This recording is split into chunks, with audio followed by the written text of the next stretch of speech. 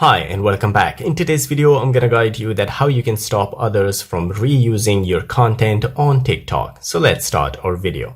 First, you need to open TikTok application, then tap on your profile, then tap on the three lines at the top right corner, go to settings and privacy. From here, go to account.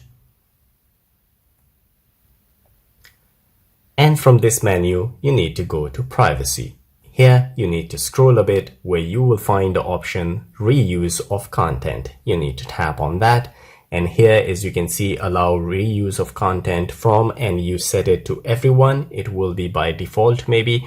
So all you need to do is to tap on the only you option here.